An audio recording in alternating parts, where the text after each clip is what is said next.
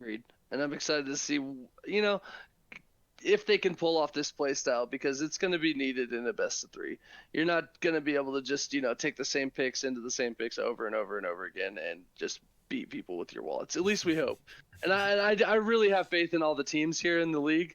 We have a, clear first and second, a clear third and fourth, but I mean, there's not a huge gap in between all these teams. They just need a little tweak here, a little tweak there, but I mean, that all comes in time.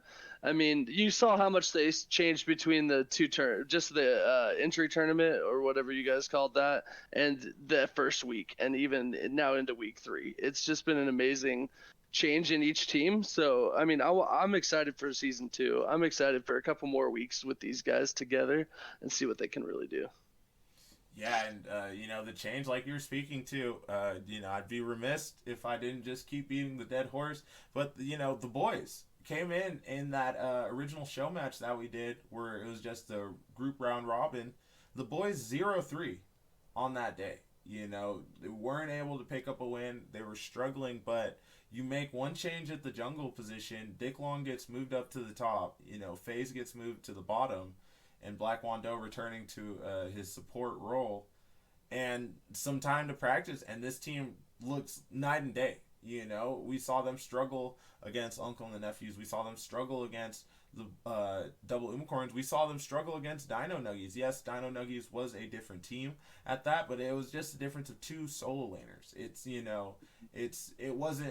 not like this is a completely new team. The big takeaway from this is give these teams some time, and they're able to really just take over. They're able to adapt, and they're able to adjust to what they need to, what's going to win them these games, and just kind of yeah, they went 0-3, but there was clearly a fire ignited underneath them, and they've come back second, now challenging for this first place spot, and it is just so fun to watch the growth and development of this team. Yep. And I mean, and everyone here knows most of these people, so it's great to watch your friends do well. And I mean, you can't choose anyone to win any of these games, so you love to watch them grow, even if they're losing.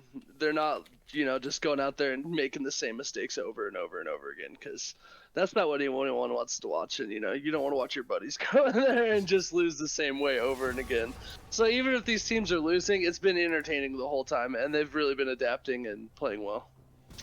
Right, just one of the big things to take away. It's not that the team like the Dino Nuggies sitting at 0-5 are just getting just destroyed every game. Every week we've seen another piece become better and better and better, and that's what's made this team so fun to follow over the course of the season. Because yesterday we saw them, honestly challenge uh, the Uncle and the Nephews. We saw them really push them to. Yes, it was still a 27-minute game, but ultimately it was close up until one play they overextend, and then Uncle and the Nephews able to get Baron and close out the game off that one Baron play. Really impressive play from them. But up to that point, we're talking within a 2K gold lead, and that is insane for our last place team against our first place team.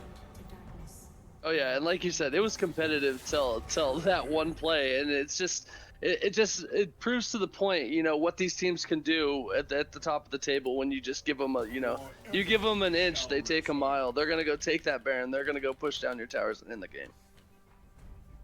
Exactly, and just excuse me, just taking away from that, it does show just how explosive the team, like the Uncle and the Nephews, are. And even when it's a close game, they do have the ability to just change that. But that's what we saw the first time they played the boys, and the boys able to respond blow for blow. Yeah.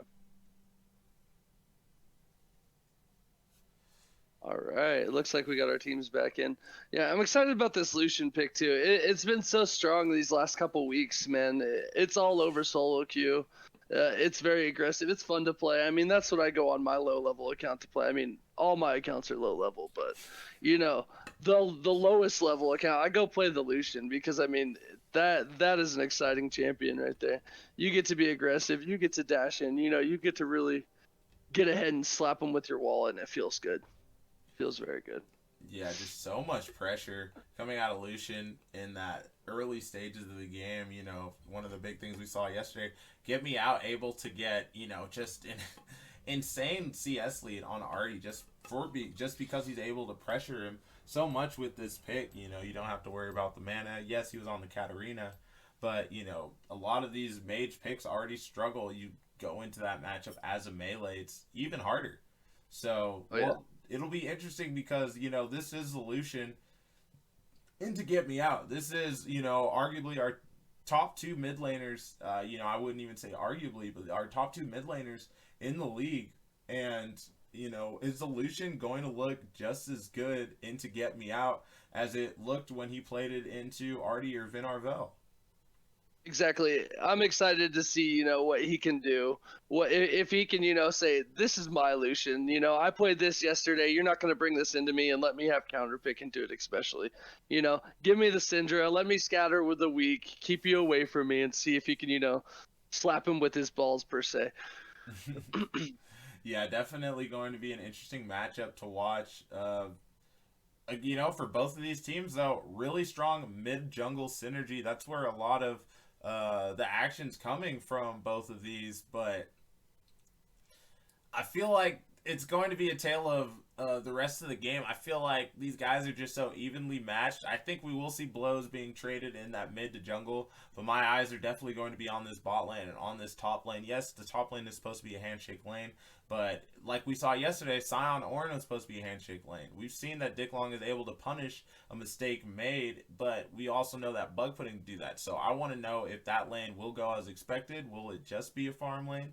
Will they be able to just play it out, farm it out? And this bot side, we saw Mr. Action and Black Wando absolutely take over yesterday. And we saw Champagne Shower and the math teacher just put on an absolute clinic on the Braum yesterday. Uh, how do those lanes match up? I think this is just going to be really fun to watch, just all over the map. Oh yeah, it's gonna be one of those ones. You can't have the camera in every spot, and you're gonna be missing something. Because there's going to be action across the map. And you think it's a handshake lane, but Dick Long loves to get those solo kills, get in there, oring them up. And then, but GDI loves to visit the top lane. You're like, oh, level 4, it's Karma. We're not ganking that. No, he's coming from behind. He's gonna slap you with his big beer belly, and it's not gonna be a good time for you. Yeah, GDI just so creative with his jungle pathing and iridescent. Now his third game of Graves. His first game was able to get out to quite a lead, but struggled to transition it into much. And then in the second game, still both games against Mocha Mexican, able to absolutely flip the switch and take over that game, going 10-1 and 10. His second Graves game. I'm just wondering what we're going to see out of this Graves, because even if it ends up somewhere in the middle of those two performances, those were two pop off games for him.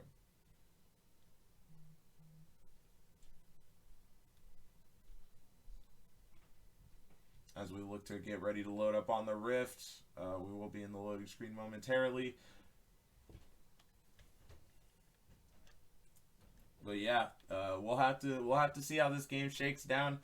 Game one of the ULS Week 3 Day 2.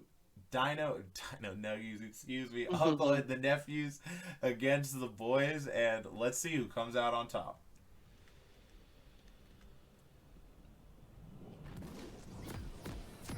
You gotta love the skins these guys have. You can tell who plays their champions a lot. They have every skin, they have all the chromas. They're looking pretty out here. Oh yeah, the High Noon Ash, one of my personal favorites. Just one of the sexiest skins in the game. Everybody's worried about sprinting and looking cool. Well, nothing beats riding a freaking shadow horse out of base. That is just next level stuff. As we will see a ward go down in the Pixel Brush in the top lane river. Iridescent Poro probably going to look to start on this blue buff as he pass over there. Yeah, I think those High Noon skins were some of the best series. It was one of the best series in the game. And I got that Ash skin from a reroll, so Ash was the first main when I only played one champion in one role, and I thought Ash could go top. But hey, maybe again one day. Oh man, was Twitch after Ash then? I remember a lot uh, of Twitch games. yeah, Twitch was after Ash. Ash I played and I got to level 30 and decided to rank and got bronze 4 or 5 or something. I don't know. It was rough. It was rough, but you got to love Ash. Great champion. All the utility, and then you throw the Galio next to it, man, and they can really do some damage in the bot lane. Yeah, and it will be a bot side start for both laners, which means that they will be meeting up on the top side around that 3.5 minute mark, at least for that scuttle crab. It's gonna be interesting to see where these farm leads come, because both teams are just so good at getting ahead early on their farming. Yeah, get me out. Just letting the wave push into him. You gotta expect the Lucian to get that early game push. Level 1 Syndra. You know, she's just looking for trades here, but very mana dependent on this champion. One of the big nerfs she received, a lot of the nerfs she received was to that mana pool on that. So you should expect to see Benjamin Zipper with this early lane lead for the first 3 levels or so, and then get me out. Especially once he gets that lost chapter, really able to just sustain in this lane. Yeah, and besides LeBlanc, I mean, Syndra is one of the absolute worst autoing trying to farm. So you just use so much of your farm at the beginning of the game, or so much of your mana to try to farm. So it can be difficult. Yeah, and smart on him going the corrupting pot, able to just pop that, gets back a lot of the health that, you know, Benjamin Zipper is able to harass him with on a lot of these passive double shots, and more importantly, keep that mana up. As we do see some pretty good trading coming out from both laners in the mid lane.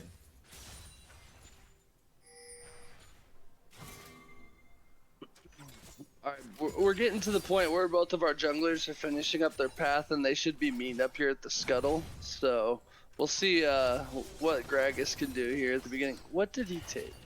He did take the Predator, so we're waiting for him to try to get back, get those boots, and get a gank. Yeah, and you already see Benjamin Zipper and Bug Pudding moving down into this river. Iridescent Poro does smell it out, you know, mid missing, top missing. You gotta believe that that means he's just on this double scuttle. Might still try to pat down here to get a look. We'll see that it's being started up here. But GDI, you know, we talked about this guy liking to spend some time topside. We'll take a look. Might find out. Yes, moving towards those Krugs. Does see that those Krugs are up. We'll be able to take those. We'll have to see if Iridescent Poro is able to pick up on that and in turn rotate down to GDI's Krugs and try to get those after picking up this Scuttle Crab.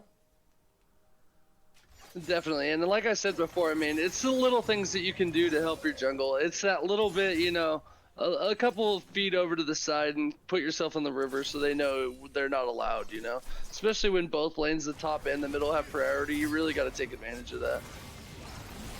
Yeah, and some good trading coming down onto the Math Teacher. You know, those Ash Lows doing a lot there, but not really able to do much as Dick Long does get the knockup. We'll get that big hammer smack down onto Bug Pudding. Bug Pudding does get the tether root onto the Ornn, and both laners will just walk back, you know, go back to as they were. The Doran shield does mean that Dick Long should be able to recover up quite a bit from that, but a Mantra Q will make him think twice. We did see Graves make it down to the Krugs, so he didn't lose a camp, he just wasted some time. And now we got Gragas back with those boots. Oh no, he doesn't have boots, excuse me, sorry. Yeah, able to spot out. This should give GDI the information that his Krugs are indeed gone. We'll give the sweep. Both junglers still needing to reset. I don't anticipate a dragon being started here, but Iridescent, it looks like he will pick up his second spawn of his Gromp and his Wolves here before resetting. We'll have to see if he looks to clear bots atop again before that. This Gray is a very strong pick early. Same with the Gragas, but looks like it's going to be pretty late first resets for him. Especially with this Predator, as a flash knockup does come in from the Math Teacher. Math Teacher taunted up, and here comes GDI moving in with the body slam. That is Black Wandell rooted up, and Mr. Action will have to burn the heal. Math Teacher getting really low here. The heal will have to come out for Champagne Showers. The slows from the Ash Qs will not be enough to keep him down, and he will just walk out of that. A trade of the Summoner heals, but Mr. Action did expend the flash. And that's heal down for both the bot laners, so we're gonna see if they're gonna try to stay or if they're gonna try to push these waves and back. I do like what Iridescent Poro did. I thought he wasted a ton of time coming and not doing his Krugs and running all the way down to make sure he got a Scuttle Crab. But the fact that he went down and got the enemy Krugs really made a huge difference. Oh, and it looks like they're trying to go in. Had no idea GDI was still in the area. Nice. First blood going over the side of Uncle and the Neps. And patience paying off there for the side of GDI.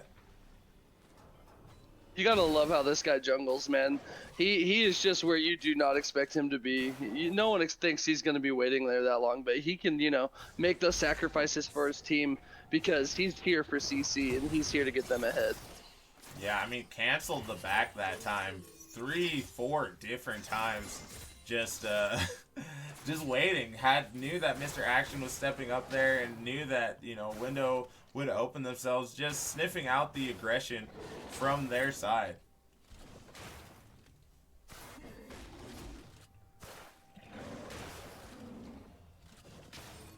Four people now sitting bot, but Bug Pudding has already made his way down, getting a deep ward onto the enemy Raptor camp. Will be really good here because if they see Graves pathing along that side, that will mean that they will be able to just go and start the dragon. But really great vision control already as we see Uncle and the Nephews getting in some deep wards. Yeah, and I like how the Galio right there found out that ward with that control ward. That was very smart, very well played, knowing where your enemies are really putting their wards on a regular basis. Because you can really tell a lot by watching these teams. Oh, Black Wando's heroic charge just canceled out there. Looks like he did catch a bit of the wall. But Benjamin Zipper, that's exactly what we're talking about. The Syndra able to burst him down, takes him down to about, half health, sitting just under 40%. This Syndra, she's going to be an absolute menace. As GDI will find Iridescent Boreal here. Does have the red buff over the blue buff. I don't know if Iridescent Boreal wants his Bug Pudding, already making his way down. And here comes the calling as Benjamin Zipper is able to pick up a kill on Iridescent Boreal. Man, that Gragas damage is ridiculous. That W slapped it half of his health, man. That feels bad there. Yeah, I don't know if he was expecting that because I definitely was not. Looking real tough coming out for the side of GDI, and we asked if this Gragas would be able to get off to this early game start, and just these early roams we saw Bug Pudding there immediately. Benjamin Zipper already roaming over, ready to use the ultimate. Just really good movement on the map, as we've come to expect out of the side of Uncle and the Nephews. And I love the confidence of GDI here. He said, I'm here, I'm getting the Dark Seal, I'm going to be getting these kills. I'm going to AP Gragas, and there's nothing you guys can do about it. Dick Long going for the charge, looking for the knockup, but will go just a little wide. And with GDI on the top side, the boys were able to find this opening, pick up this dragon. Champion Shower does have to be careful. Ult right over it, but the Enchanted Crystal Arrow does hit the math teacher. Will stun up Black Wando off the backside of that. Excuse me here, Iridescent Poro. But really good from the side of the boys to be able to, take that chance, pick up that dragon, find something on the other side of the map. And Champagne Shower, that ultimate is almost a 2-minute cooldown. Level 1, that will not be up by the time that the Enchanted Crystal Arrow is up again. So we'll have to see if they'll be able to punish. I like that they're transitioning to Rift here. They know they lost the dragon, so you just take the next best thing. Especially this first one is great. The second one you don't get as much out of, but this first Rift is a lot of money. Oh yeah, absolutely huge, and they've done so well about making sure to stay. A Champagne Shower just going down to half health, walking up just a little too far forward onto Mr. Action on the Ashe. But we'll have to see where this goes. I anticipate it to go into the mid lane, try to make sure that Benjamin Zipper gets more of a lead as the Blade Caller will root up Black Wando looking for an engage there. Man, Champagne Shower though, those stuns, those roots with the feathers are just top notch. You can tell he's put his time on this champion. Yeah, it looked very clean the last time we saw the Xayah coming out of him too. Just a champion that's so hard to get on top of. Seems like these are the champions he really enjoys playing. Sivir with her spell shield, just such a hard target to pin down. And then now the Xayah with the ultimate, with the root that she has herself.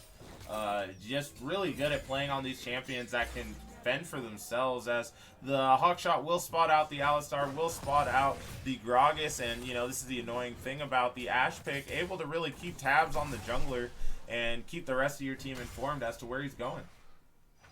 Oh man, and that hawk shot is such a big game changer. He was saying, the support was saying in his interview yesterday that we knew exactly where Frost was the whole time, and with a jungle like that wants to be in your jungle the entire time, you just that little bit of information could just make a world of difference.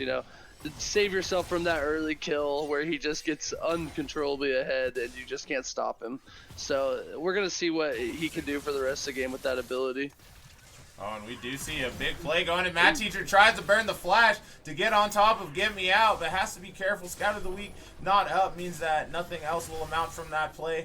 But, a lot of things burnt there, and we're seeing them trying to make sure that Benjamin Zipper is able to get control of this lane.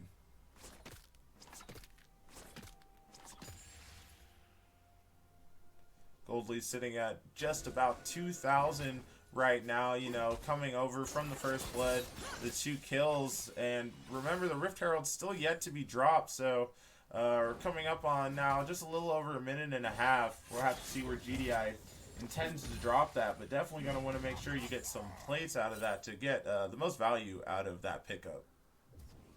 Definitely. You're on a timer here. If you don't use it before 14 minutes, man, it just feels bad. You just, shake your head and tell your team you're sorry. And, he loves playing the Xayah and the Sivir because he kind of needs to be self-reliant. The Alistar, the support, is always roaming down here in the bot lane. So I like the awareness of Get Me Out to be there and ready for the Alistar to come mid, because he's coming back. He'll be there. He's going to be there all game.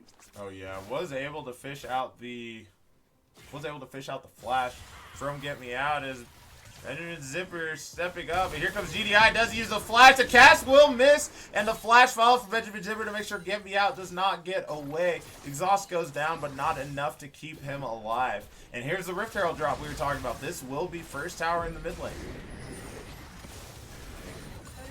And that just opens so much of the map up, man. Their options are endless now. They get Benjamin's Zipper roaming around like he's the second jungle with all that power, and it gets terrifying. Yeah, and we asked ourselves, what is it going to look like playing against Get Me Out? And Benjamin Zipper 2-0 on this Lucian, sitting at a 1.3k gold lead right now. This Lucian still very strong, but still, even against Get Me Out, still able to perform on this pick. No problems there, but this Syndra, as we talked about earlier, still will be able to combo this Lucian down. That Mythic is not done. Lucian does have his Gale Force complete now, but as soon as we see Syndra get that, Lucian will have to be careful. Exactly, and I mean, it has not been a giant skill gap. That's not why it's 2-0 here. It's really a 5-man game, He's had his support mid, he's had his jungle mid, and it's nothing towards him. Lights on, bro. Further, the Galley will go in with the charge. The Enchanted Crusader will lock up the Alistar. Alistar will knock Mr. Action back as Black Wandell falls on the backside of that. It's support for support, but Dragon ultimately goes over to the side of Uncle and the Nephews.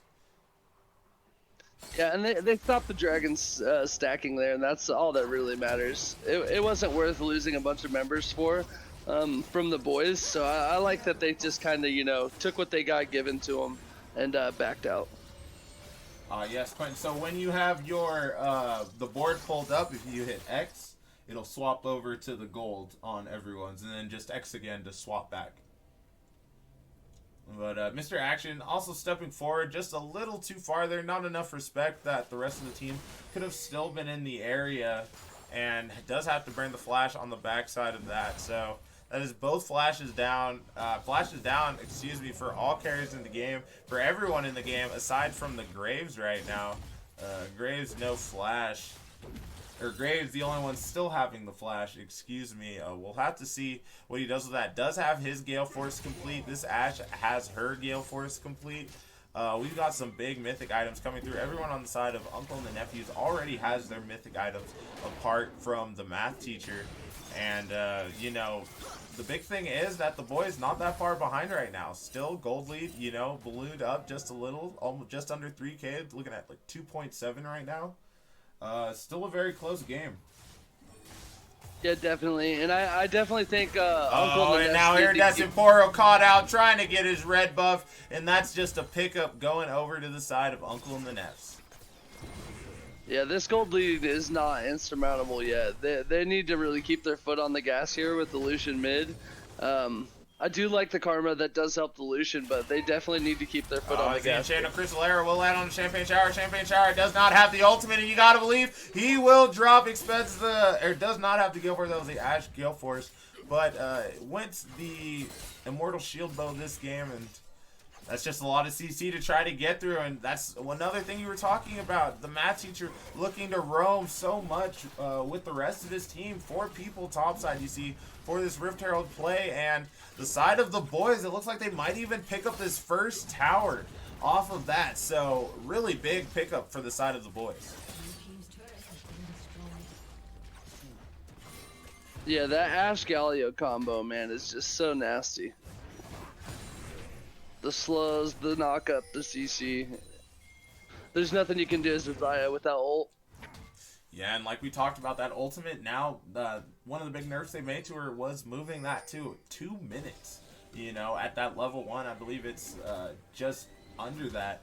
But so annoying to deal with, as that is the main point of your survivability. That's a lot of what keeps you alive. We will have the Cloud Soul this game. You know, I mentioned it yesterday. I feel like Cloud Soul is the dragon we get most in the ULS, but champions like Zaya who have that really high cooldown, and you know, rest on repeat, they get me out again. This Gragas comes every 5 minutes. When my flash is up, I'll see you in the mid lane. I mean, and you gotta love it. This is what we wanted to see out of this pick, you know. He's kept his foot on the gas pedal. He's been ganking. He said, you know, I don't need to power farm. I don't need to be in my jungle trying to compete with Graves, you know, to keep up with him in farm. I just need to be there, get Benjamin Zipper ahead, and it's really paying off.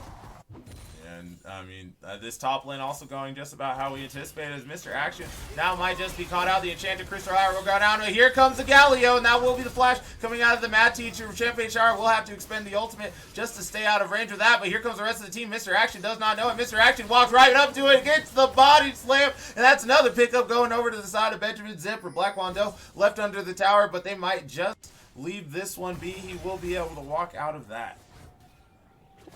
Yeah, I don't think we're going to see much more of this Lucian getting through, you know. But, I mean, we didn't think we were going to see in the Galio either. The Ashe just did everything she could there to, you know, stay alive. Just didn't have the ward there, got caught out, and, you know, the Lucian is getting huge here. He's frightening. He is frightening. He will come up, and if he finds you alone, he will kill you quickly.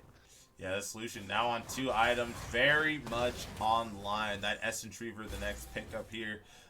We do have Dragon coming up, and without Get Me Out having his mythic item, I'd be interested to see if they can test it. It looks like the call will be just that, but I mean, this is scary. This is scary, Seymour, because Lucian's sitting on 2 items. Your Syndra's sitting on, you know, a hodgepodge of items. If this Lucian decides to go in, this is going to be absolutely scary. Bug Pudding still has that teleport, does not look to use it, and barring a steal, it looks like they actually might just pick up the dragon, you know, something I really don't think they should have been able to get away with. GDI caught with Scatter of the Week, but Benjamin Zipper drops a Culling, and look at that, Ornn taken down to just above 50% health. If that doesn't show you how far ahead this Lucian is, then I don't know what will. Oh yeah, man, he's most of the gold lead here, so I mean, you can look at it in 2 ways. Either, oh man, this man's scary, he's gonna carry, or, you know, all we have to do is get on this squishy Lucian, you know, shut him down, get that extra gold, and we will be fine. Because everyone else, you know, even the mid laner's playing fine. Everyone's playing caught fine. out here. Dick Long does expend the ultimate, but here comes the Gragas Enchanted Crystal Arrow. Will lock a Bug Pudding, but the shot from downtown, GDI able to pick that up with the exploding cast.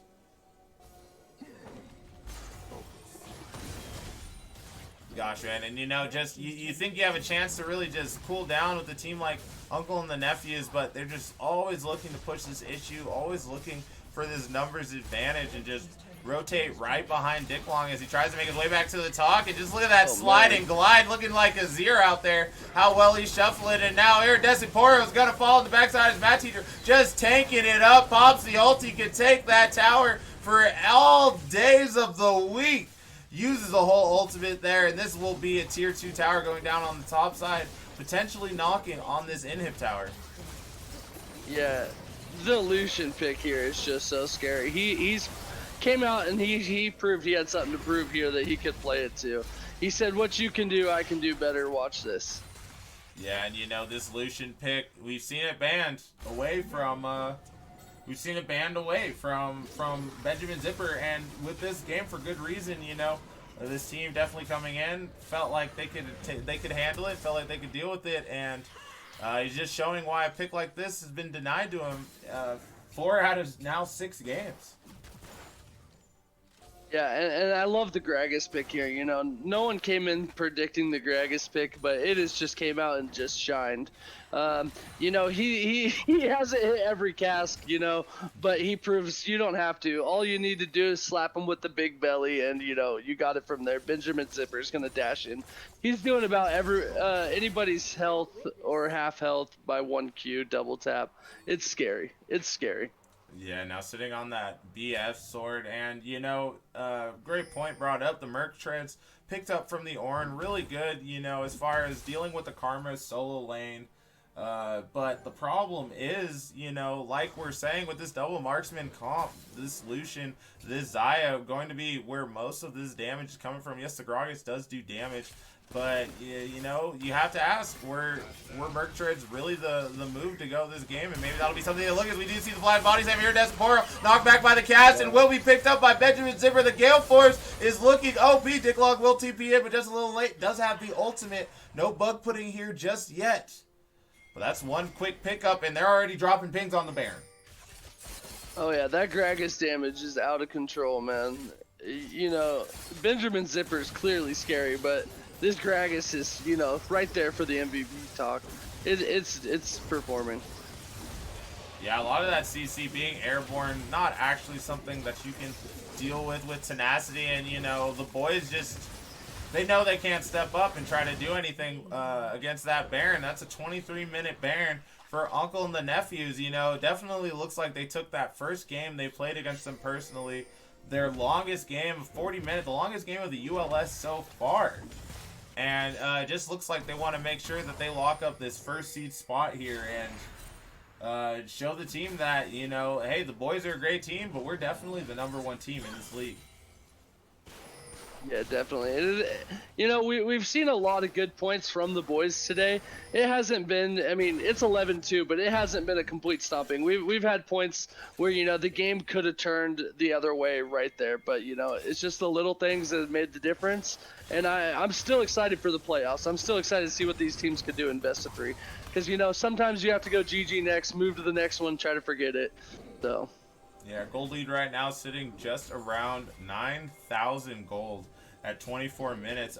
Credit to the boys, able to really stop this soul stacking. Uncle and the Nephews looking to set up around this next dragon objective, but only their second dragon. You know, you've done well to buy yourself time. This Syndra still has the possibility to be able to blow up the Lucian. It doesn't matter how big Lucian gets. At the end of the day, Lucian is an ADC and will still fall to a full Syndra combo. But you need this Syndra on her second item. You need items coming through. The Math Teacher's found a great flank going right in onto Mr. Action. Mr. Action has the Gale Force forward. We'll try to get away. The Enchanted Crystal Arrow will just go wide. Benjamin Zipper does flash follow and able to pick up the kill onto Mr. Action. Then he turns his eyes onto Dick Long. Dick Long drops. Black Wando drops. And get me out an Iridescent Poro. Dynamic duo running triumphantly to the base, because that's all they could do this game as Benjamin Zipper has completely taken over. Oh yeah, this. I mean, I almost feel bad for the boys because you know, I wanted to see a competitive game. I think we all did, but you know, like I keep it looks like they're going in for the dive. The stopwatch does come through, but look at the feathers down. The blade recaller will be in now. Champion Shower able to pick up the kill and to get me out while Benjamin Zipper just pushing down the mid lane. It's just Iridescent Poro, Black Wando, and Mr. Action do come up. Timer's not too long right now. Iridescent Poro able to get out of that one with the true grit, or the quick draw, excuse me. But Dick Long now up. GDI, wow, look at that damage. Drops the W onto Mr. Action and hits him for 70% of his health. That Gragas is absolutely massive as they turn their eyes to this top tower. It might be able to pick this up, get this inhib, and they are getting everything out of this Baron buff. Yeah, this one's over. This one's over. I'm ready to see playoffs, but don't get discouraged, boys. I want you guys, go watch this film. Look at the things you could have done, the little bit of pressure you could have taken or given, and moved in the river, helped your jungle a bit. But you got to just move on from games like this. I mean, I just look at this game and. One thing it's reaffirmed is just that the strength of this Lucian, if I'm blue side, for either of these teams, I'd be wondering if you ban it. I think that this is a champ that come playoffs, when we're really looking at side selection, will the Lucian, ever get through if I'm on the red side and I'm playing against either of these teams, honestly. This just might be one of those bans we see that just for this league, this pick just in the right player's hands, it just absolutely takes over.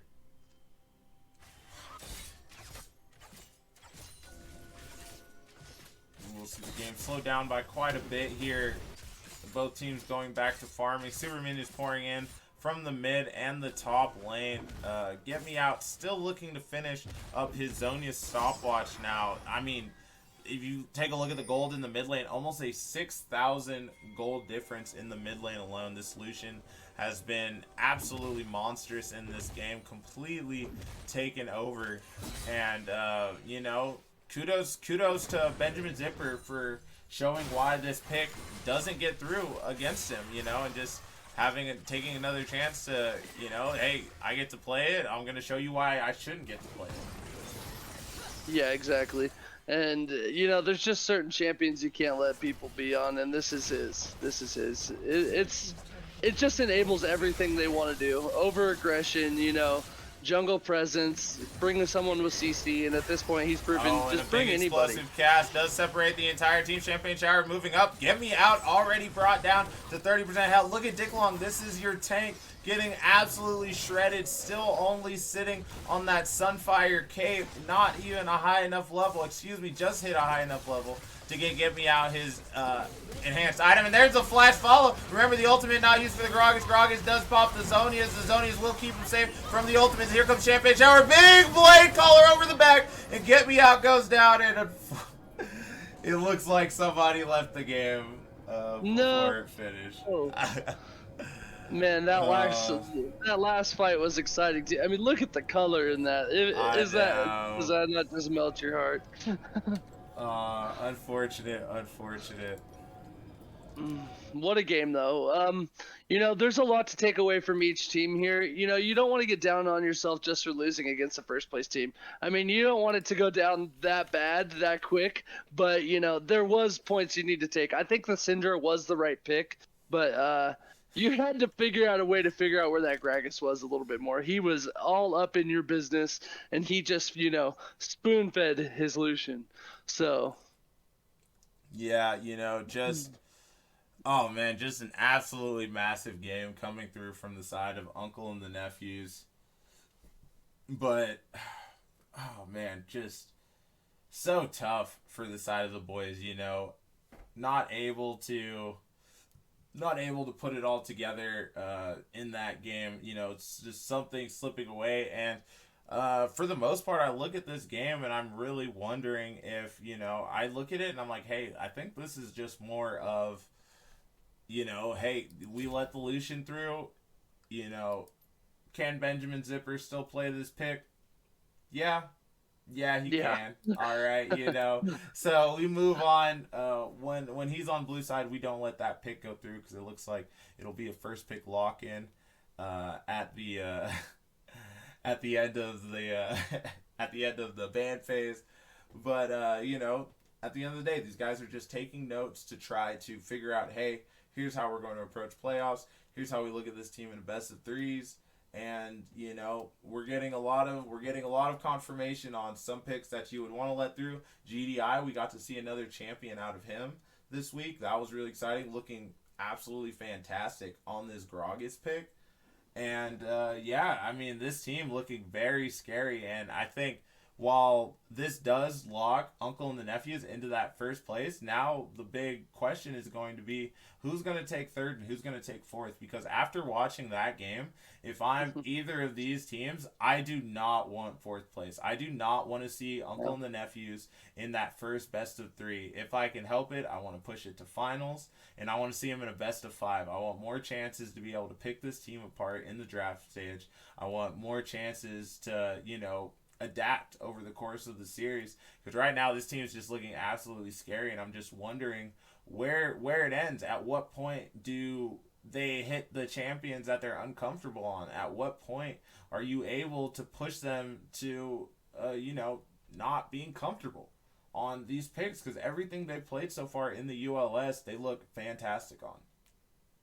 Yeah, and I mean, like we said before, you can't ban everybody, so you also need to figure out a way you can do it into their strengths. It's not always as easy as we can ban this, you know. Sometimes you need to be like, okay, well, this is what they're gonna try to do. What are we gonna do to try to counter that, you know? Because there's some things you can't stop, and Benjamin Zipper seems to be one of those. You just can't stop the man, so you got to figure out how you can mitigate it and try to slow the bleeding, you know, because you can't let this man be up 3, 4 kills at 10 minutes and it wasn't even Cinder's fault. And I love the team comp from the boys. That it's their strength. I want to see more CC and a little more productivity out of the jungle. Because I mean, Graves is strong. He can snowball a game. And I mean, I'm low elo. I love Graves because I mean, you can just go in, bully people, try to 1v9. But here in these 5v5 situations, when the team is just chugging along at full efficiency, I want to see a little more CC, maybe a little bit more tankiness out of the jungle role. Yeah, and I mean, Iridescent Poro shown up in just about every game. This is probably one of the toughest performances we've seen, but I think a lot of what we saw was just, the team being able to, off the pressure created mid, off, even the karma. There was so many times where, Iridescent Poro called out at his red buff because Uncle Tizzy's able to shove midwave, go into the jungle with the Gragas, and then they just 100 to 0 him. I think that I don't have qualms with the Graves as much as I have qualms with just probably the tracking this game and just knowing where people were and where they could have been. But just really well played from the side of Uncle and the Nephews, able to take a pick that gives them so much early game priority. And as we saw that game, completely take over. Oh yeah, and I love the bot lane. The bot lane was a great battle from both sides. The Ash Galio just destructive. It's something you might want. I mean, it didn't win him the game this time, but it's something you want to think to get rid of because either one, you don't have to. If you don't think you have to get rid of the Galio, I mean, I guess that's on you. But you got to get rid of one of these two because that was such a strong pair. They were, getting solo kills, the 2v2 kills. They were, stopping tower dives. I mean, it was unfortunate he backed up into a bush and met Mr. Benjamin Zipper that just annihilated him. But, there was plays to be had there, and I do like what they're doing down there. So I'm excited to see them next game and see what they can do, how they could build. Yeah, and excuse me, just getting our interview ready. We will have the math teacher coming up at the end, coming up for this post game interview. Unfortunately, we did find out who left it. So, as I mentioned before, bans will be applied. So, that will go on behind the scenes, and the team that left early will be losing a ban in the first round for their next game. Excited to talk to the math teacher, man. Supports never get, the praise on the desk that they deserve. They're the unsung heroes. To me, I think it's more they should just know. We love our supports. You guys are out there. He was out there roaming. He was coming from behind. Those flanks were just amazing, and he's just really setting up his team. So I'm excited to hear from him, get his perspective on how the game went, and just hear about the crushing and how the team felt because those comms must have been exciting. Yeah, and I mean, just I feel like I just keep going back to it, but excuse me, once we get into these playoff situations and get into these best of threes, I think that these teams are going to be just very different. I think that it's going to be a whole new ball game that we're seeing out of both of these squads. Oh, sorry. Let me double check.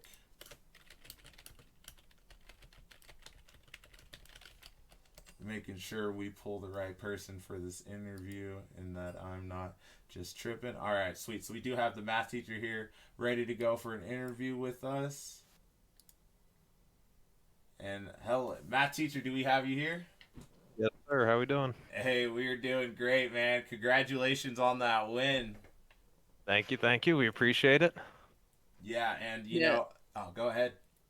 Oh, those Alistar flanks, man, they were disgusting. I want to go back and watch this really because, I got that Moo Cow Alistar skin and I love to play it. So I need to come up and pick your brain and see where you were coming from because those were disgusting. Yeah, so one of the things we talked about in our pregame draft was the fact that if we can get onto any of the damage dealers in that fight, then we can probably turn the fight pretty easily. So we try to set up vision pretty early. And I feel like we did a great job having vision control, and it allowed me to just kind of sneak by and hopefully get to the back line from somewhere. Anytime I really had a flash, though, I was definitely looking to use my flash to get into a flanking position, not necessarily flash going straight forward right into them. So it worked out in the end when I was able to get behind them, and then I know I can trust my damage dealers to just absolutely destroy once we get them in position.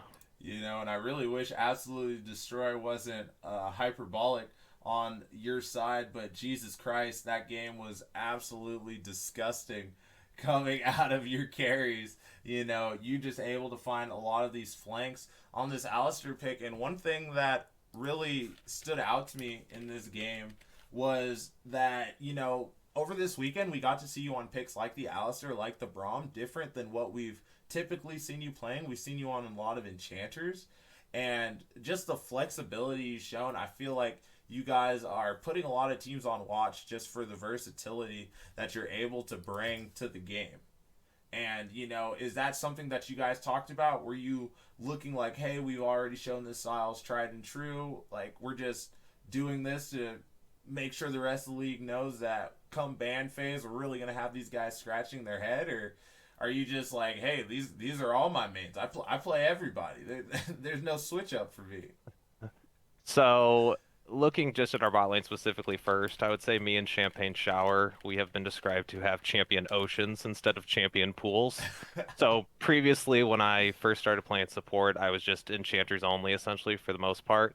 And then this season, I decided, hey, why not learn something different? So, I've tried to expand my pool into more of engaged tanky supports. So, I feel comfortable on pretty much anything in the bot lane. I just feel comfortable on support in general. But I mean, even beyond me, I don't think Champagne Shower has had a main any season for about the 10 years he's been playing. And I mean, that can extend to Riley or Benjamin and then Alex GDI in the jungle as well. I mean, we just have comfort picks. It doesn't really matter what it is per se. As long as we can talk about it and get a team comp we like, we will find picks that make it work.